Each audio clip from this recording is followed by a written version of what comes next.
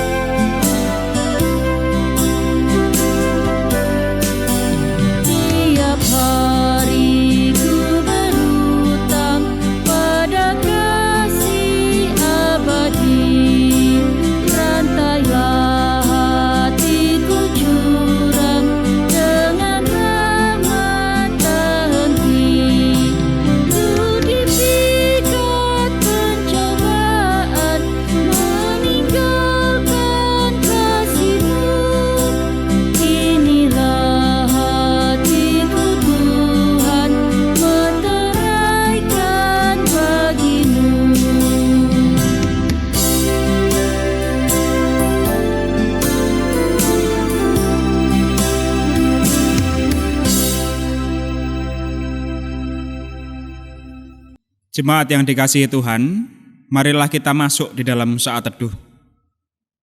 Di dalam hati kita mengucapkan yang demikian.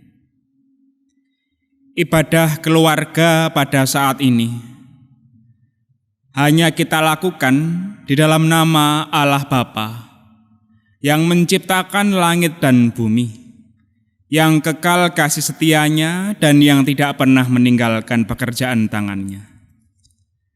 Salam damai sejahtera yang berasal dari Allah Bapa serta Tuhan Yesus Kristus menyertai kita saat ini. Amin. Mari kita memuliakan nama Tuhan kembali dengan menggunakan Kidung Jemaat nomor 233 pada bait yang pertama saja.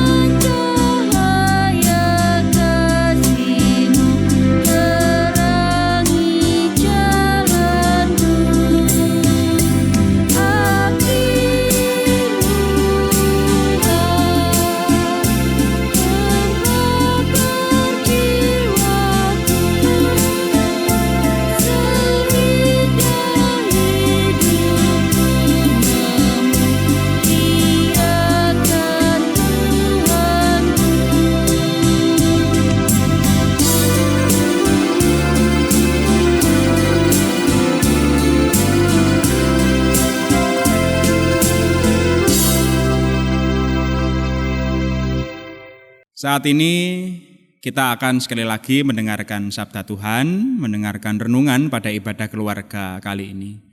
Untuk itu marilah terlebih dahulu kita memohon bimbingan Tuhan di dalam doa. Mari kita bersama-sama berdoa.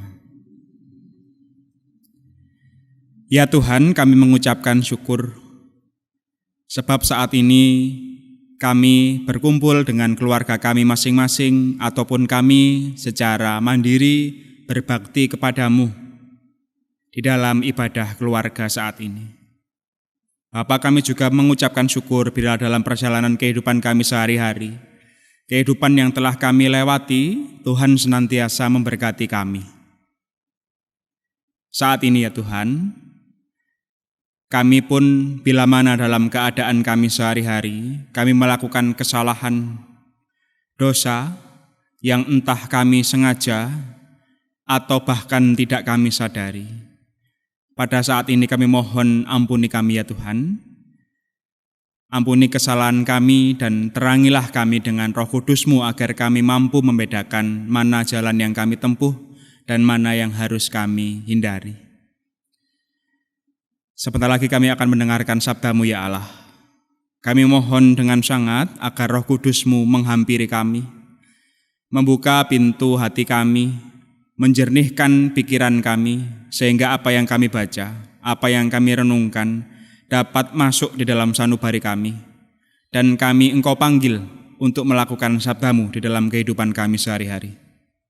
Hamba-Mu yang akan menyampaikan kebenaran firman-Mu, Tuhan tuntun, agar apa yang tersampaikan adalah kehendak Bapa seutuhnya dan menjadi berkat bagi orang banyak.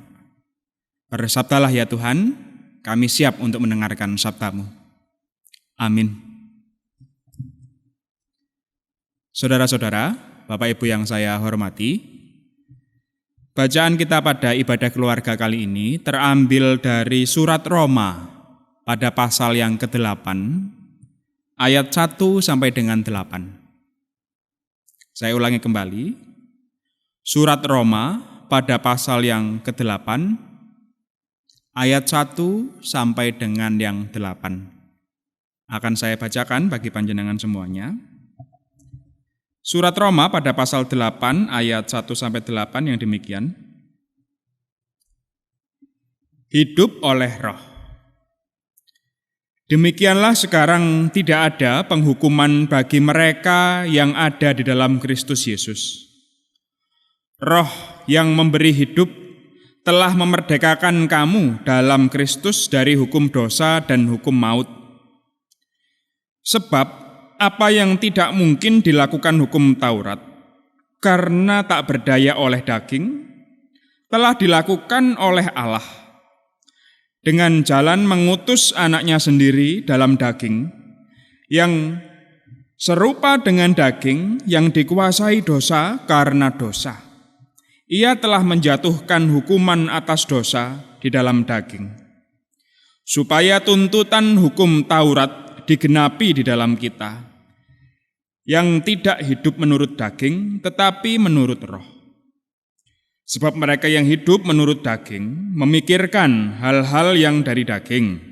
Mereka yang hidup menurut roh memikirkan hal-hal yang dari roh.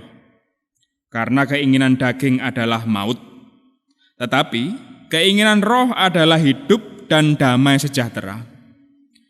Sebab keinginan daging adalah perseteruan terhadap Allah, karena ia tidak takluk kepada hukum Allah. Hal ini memang tidak mungkin baginya. Mereka yang hidup dalam daging tidak mungkin berkenan kepada Allah. Inilah bacaan kita pada saat ini. Sebelum kita mendengarkan renungan kita memuliakan nama Tuhan terlebih dahulu. Kita bernyanyi dari Kidung Jemaat 50A pada bait 1 dan juga yang kedua.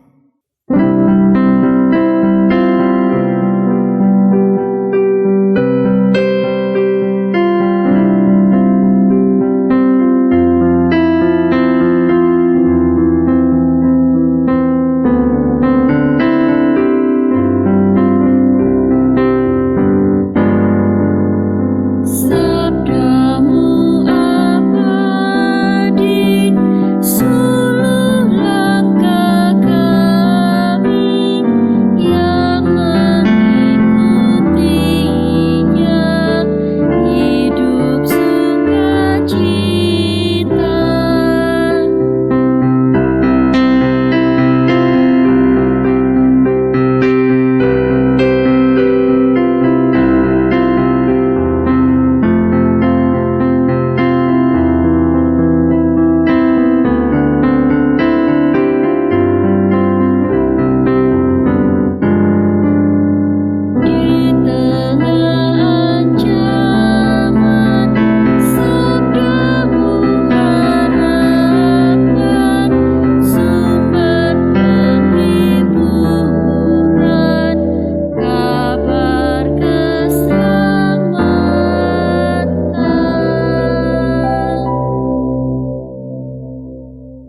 Bapak, Ibu, dan juga saudara yang terkasih, bacaan kita saat ini berbicara soal pandangan Paulus. Pandangan Rasul Paulus tentang hukum Taurat dan juga roh. Hidup menurut hukum Taurat atau hidup menurut roh. Kita akan mengupas terlebih dahulu saja apa yang dipikirkan Paulus tentang hukum Taurat. Kalau kita pikirkan, kalau kita ingat-ingat kembali, hukum Taurat itu biasanya diawali dari kata jangan, dan jangan. Jangan membunuh, jangan mengucap saksi dusta, jangan berzina, jangan mencuri, jangan mengingini milik sesamamu manusia, dan lain sebagainya. Jadi hukum Taurat itu adalah mengenalkan dosa pada manusia. Hukum Taurat itu menunjukkan ini loh sebenarnya dosa, ini loh tidak boleh dilakukan. Jadi hukum Taurat itu bersifat sebagai pagar agar manusia tidak melakukan kejahatan. Bagaimana kalau melanggar? Dihukum. Hukum dosa adalah maut atau kematian yang abadi. Anehnya, Bapak, Ibu, serta saudara yang terkasih, ada keanehan di sini. Paulus mengatakan bahwa gara-gara hukum Taurat, akhirnya manusia tahu dosa. Sebelum hukum Taurat itu ditulis misalnya, manusia tidak akan tahu ternyata mengingini milik sesama adalah dosa, adalah larangan dari Tuhan. Nah, ketika hukum Taurat ditulis atau ketika masyarakat Yahudi pada waktu itu mengimani hukum Taurat, akhirnya mereka tahu bahwa membunuh tidak boleh, mengingini milik orang lain tidak boleh, karena itu adalah dosa. Gara-gara tahu bahwa pelanggaran itu adalah dosa, melanggar hukum Taurat adalah dosa, dilalah manusia malah ingin ngincipi dosa.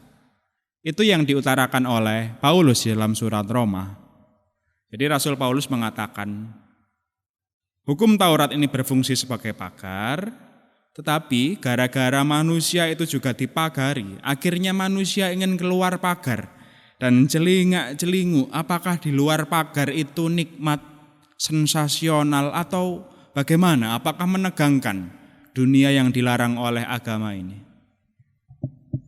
Sebenarnya Paulus mengkritisi, sebenarnya jangan mengingini milikmu sesama manusia. Paulus secara jujur dan terbuka, ternyata saya juga mengingini milik sesama saya manusia. Jadi sudah tahu tidak boleh, dibilang tidak boleh, malah kepingin, malah ingin taunya berlebihan. Saudara-saudara yang terkasih, hukum Taurat itu berperan untuk memagari, agar manusia tidak bisa terkontrol, hidupnya tidak keluar pagar yang sudah ditata sedemikian rupa oleh Allah. Kalau keluar pagar, ini akan berakibat berdosa, dan akibat dosa adalah maut atau kehidupan yang buruk. Hukum kasih berbeda dengan hukum Taurat, saudara-saudara. Ini sebenarnya yang dipakai Rasul Paulus masih berpadanan dengan hukum kasih, memakai sudut pandang roh. Hukum kasih berperan memberi wawasan baru, tidak hanya memagari, boten nyeneni kemawon, tidak hanya menghukum. Hukum kasih lebih positif, lebih menghargai dan mengarahkan. Misalnya Bapak Ibu, kasihilah sesama manusia seperti dirimu sendiri. Kalau tadi jangan membunuh. Kalau jangan membunuh berarti dendamnya masih tersimpan dengan baik gitu. Sewaktu-waktu mawa ten lebete dodon sawaya yang bledos, bisa saja membunuh. Jadi jangan membunuh, nanti kamu bisa dipenjara. Jangan mengingini milik sesamamu, nanti kamu dikepui sa-RW. Tetapi hukum kasih ini lebih mendasar, menyadarkan manusia, mengarahkan manusia. Misalnya, kasihilah sesamamu manusia seperti dirimu sendiri. Ojo nyolong, wong barangmu nek dicolong rasane ya gelo. Ojo ngepuk wong, rasane digepuki wong ya lara. Apa sampean gak mbayangno nek anak sampean digepeki wong wis talah, sing penting ayo awak dhewe urip rukun. Jadi sudut pandangnya berbeda, Bapak Ibu, tidak ditakut-takuti, tetapi sebenarnya adalah menyadarkan atau membangkitkan kesadaran, mengarahkan manusia untuk sadar akan kehidupan yang asalnya, kehidupan yang sudah kudus di hadapan Allah. Jadi sudah tidak perlu ditakut-takuti sebenarnya di dalam hukum kasih yang dituntun oleh Roh Kudus ini. Menurut Rasul Paulus, kalau orang yang sudah hidup berdasarkan roh, maka kehidupannya sehari-hari terbimbing. Bukan gara-gara ketakutan, nyembah Gusti tidak karena takut, tetapi nyembah Gusti karena rasa syukur. Menolong orang lain bukan karena pamrih, tidak mencuri bukan karena takut, tetapi memang berasal dari hati nurani sendiri. Berasal dari kewajiban bahwa kita harus menyayangi orang lain. Tidak gara-gara takut dihukum. Inilah yang menjadi dasar kekristenan, Bapak Ibu. Inilah yang sangat mendasari keimanan kita bersama di dalam etika kita dan dalam kehidupan kita sehari-hari. Sebenarnya hukum Taurat itu berperan untuk memagari, pagar memang perlu. Tetapi logika yang dibangun adalah untuk memberi ketakutan agar seseorang tidak bisa melampauinya gara-gara takut. Tetapi apalah manusia itu? Manusia ternyata tidak mengenal rasa takut. Ternyata rasa ingin tahunya lebih besar. Ternyata nafsunya sangat menggelora sekali dan mampu untuk melewati rasa ketakutan sehingga berbuatlah dosa. Hidup yang berdasarkan oleh roh, nafsu dipandang sudah menjadi relatif, tidak mutlak. Jadi manusia dibimbing untuk mawas diri. Dengan kehidupan oleh roh, roh akan membimbing manusia untuk selalu waspada setiap hari. Tidak takut tetapi nimbang-nimbang karepe dhewe. Misalnya saya mengingini milik orang lain, apakah saya pantas melakukan itu? Oh tidak, ini adalah pekerjaan yang tidak baik. Saya ini adalah anaknya Tuhan. Saya harus baik sama orang, saya terlahir menjadi orang baik. Dan gara-gara Roh Kudus yang membimbing kita setiap hari itu Bapak Ibu, kehidupan kita penuh rasa syukur, tidak dengan rasa takut. Kehidupan keagamaan kita tidak gampang cemburu, tidak gampang marah-marah, tidak gampang naik darah. Kehidupan yang dipimpin oleh roh selalu lebih menenangkan, selalu lebih stabil, selalu lebih kuat dalam kehidupan sehari-hari. Jadi kita lihat Tuhan Yesus, Rasul Paulus juga menerangkan bahwa Tuhan Yesus menunjukkan kepada kita bahwa hidup yang dipimpin oleh roh, daging akan mengarahkan kita kepada nafsu, kepada ketakutan, kepada keputusasaan, atau kepada pemuasan hasrat yang berlebihan. Tetapi Gusti Yesus mengajarkan kepada kita semuanya, fokus di dalam kehidupan ini. Kita berhadap-hadapan langsung dengan Allah, dan kita dikaruniai Allah, hati yang sudah disinari Roh Kudus dalam kehidupan sehari-hari. Kita tahu siapa diri kita dan kita mampu untuk melakukan tugas sesuai jalan yang diberikan Tuhan. Ini adalah dalam minggu-minggu Pentakosta kita diingatkan kembali, masing-masing dari kita adalah milik Roh Kudus dan Roh Kudus berkarya dalam kehidupan sehari-hari. Roh Kudus membangkitkan kita dari keputusasaan kita. Roh Kudus akan mengingatkan kita, kalau berbuat jahat kita akan diingatkan. Marilah kita melatih diri agar lebih sensitif terhadap tuntunan Roh Kudus, agar lebih peka terhadap tuntunan Roh Kudus. Tidak hanya kedagingan, tetapi kita lebih mendengarkan apa yang Roh Kudus tunjukkan kepada kita. Niscaya apa yang kita asah dalam kehidupan sehari-hari membentuk diri kita untuk semakin lebih dewasa, dan kehidupan daging akan menjadi relatif, tidak utama, tetapi hidup kasih dan didorong oleh tuntunan Roh Kudus akan menjadi lebih dominan dalam kehidupan sehari-hari. Selamat menikmati karya Roh Kudus dalam kehidupan kita. Semangat Bapak Ibu. Dan di dalam karya Roh Kudus, kita sebenarnya adalah jalan-jalan berkat Tuhan. Mari kita melatih diri untuk peka atas kehadiran Roh Kudus, sehingga kehidupan kita terpimpin selalu, tidak dipimpin oleh nafsu sesaat. Amin. Bapak, Ibu, dan juga saudara yang terkasih, setelah kita mendengarkan sabda Tuhan, marilah kita menghaturkan persembahan kepada Tuhan di dalam keluarga masing-masing, dan persembahannya nanti bisa digabung di dalam persembahan ketika hari Minggu.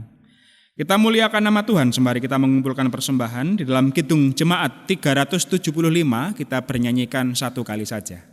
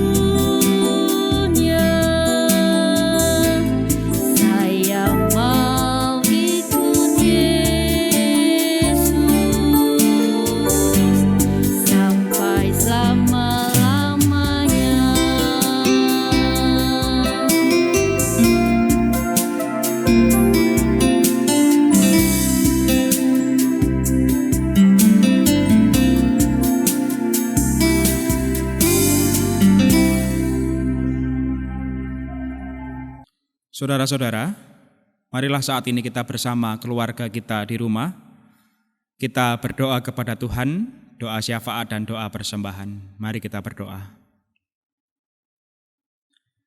Kami mengucapkan syukur ya Tuhan, di dalam renungan yang kami dengarkan saat ini, Engkau menunjukkan kepada kami bahwa kami berpotensi untuk melakukan dosa.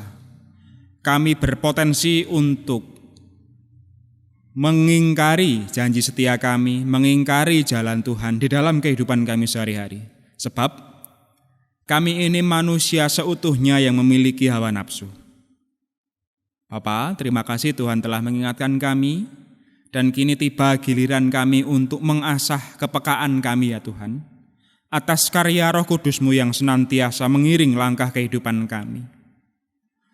Kami akan berniat ya Tuhan untuk senantiasa mengarahkan diri kepada Engkau, sehingga kehidupan kami tidak tertuntun oleh hawa nafsu kedagingan kami saja, tetapi Engkau yang menuntun kami, dan kami akan belajar untuk menahan diri kami dan lebih mementingkan untuk menemukan diri kami yang sejati, hidup sesuai dengan tuntunan Tuhan. Ya Allah, kami serahkan keluarga kami. Hanya di dalam nama Tuhan Yesus, Juru Selamat kami menyerahkan keluarga kami agar Engkau ya Tuhan melindungi kami, menuntun kami di dalam perjalanan kehidupan kami sehari-hari. Bila mana dalam kehidupan keluarga kami merasakan kehidupan yang berat ya Tuhan, kuatkanlah kami dan buatlah kami saling memegang, saling menopang, saling mengangkat bila ada yang jatuh di dalam keluarga kami. Agar kami kuat menunjukkan bahwa kasih yang Kau ajarkan juga kami lakukan dalam kehidupan kami sehari-hari. Kami serahkan orang tua kami serahkan pasangan hidup kami, anak-anak kami, keluarga kami yang di sini ataupun di luar kota yang jauh dari kami serahkan kepada-Mu ya Allah. Lindungi kami ya Tuhan, kami menyerahkan diri kami kepada Engkau.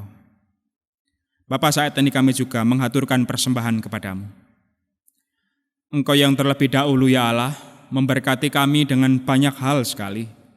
Lewat kesehatan, lewat pekerjaan kami dapat mengais rezeki yang berasal dari Engkau dan kami mampu untuk mencukupkan kebutuhan sehari-hari. Bahkan di saat susah pun Engkau menunjukkan mujizat-Mu dan kami bisa mencukupkan kebutuhan kami sehari-hari. Kami haturkan persembahan kami ya Tuhan, kami mohon Engkau sudi menerima dan menguduskannya. Dan saudara-saudara kami yang di sini, pelayan-Mu yang mengelola persembahan ini, Engkau bimbing agar dapat bertanggung jawab seutuhnya kepada Engkau dan kepada seluruh jemaat. Bapa, kami juga tetap menyerahkan keberadaan bangsa dan negara kami. Di dalam situasi seperti ini ya Tuhan, di dalam masa vaksinasi yang sedang berjalan, kami serahkan para relawan dan tenaga medis yang mengatasi COVID-19. Demikian juga keberadaan bangsa dan negara kami, para pemimpin dari pusat sampai daerah kami serahkan kepadamu agar senantiasa bijaksana dalam memimpin rakyat banyak ini. Kami juga tak lupa menyerahkan keberadaan saudara-saudara kami yang hidup di dalam situasi perang, terutamanya adalah yang ada di Palestina dan juga Israel. Kami mohon Tuhan melindungi dan menguatkan para saudara-saudara kami yang menjadi korban perang. Kami mohon dengan sangat Tuhan mengingatkan para pemimpin yang ada di sana agar lebih memahami kehidupan ini dan lebih mencintai kehidupan daripada perang dan uang. Ya Allah, kami juga menyerahkan keberadaan jemaat-Mu, Gereja Kristen Jewetan Pasamuan Melaten ini. Kelompok Tulangan, kelompok Melaten, kelompok Kerembung, kelompok Janti, Baron, Keret kami serahkan kepada Engkau ya Allah. Engkau yang menguatkan persekutuan kami ini, Engkau yang menguatkan keluarga besar kami ini, agar kami dapat hidup saling mendukung, saling menopang, dan mampu untuk menjadi berkat bagi orang banyak di sekitar kami. Bapa, sebentar lagi kami akan undur dari ibadah ini, namun saat ini kami bersama-sama akan menerima berkat yang Engkau berikan kepada kami.